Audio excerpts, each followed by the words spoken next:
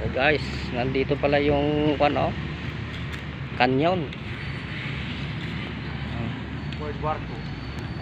Sa World War II. Luma na.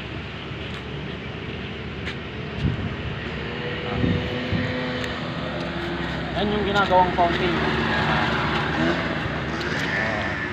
Fountain na kasalukuyang ginagawa, guys.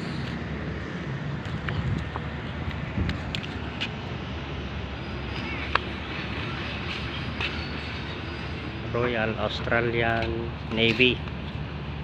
Ayan.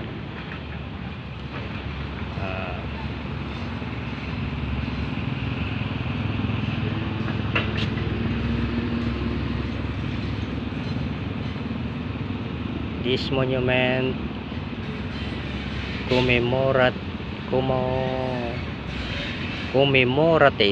those who served and those who made the supreme sacrifice in the Royal Australian Navy during World War II to liberate the Philippines. The brave crews of this warship are remembered and reverenced.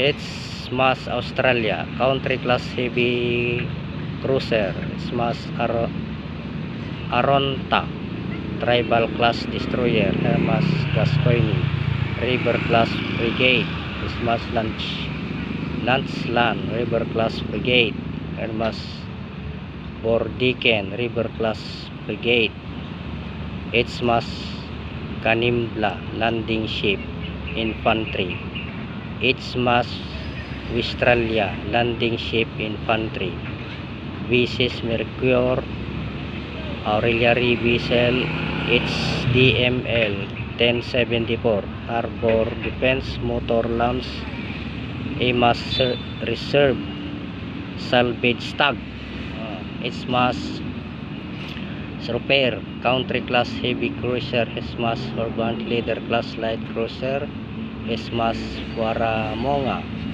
Tribal Class Destroyer, HMAS Barco, River Class Brigade, HMAS Hawkes Borgie, River Class Brigade, HMAS Warrego, Grimsby Class Ship, HMAS Manora, Landing Ship Infantry, HMAS Puyang, Armed Storage Issuing Ship, HMAS Yunnan, Auxiliary Vessel, RFA Bishop Dead, Defensively Equipped Merchant Ship.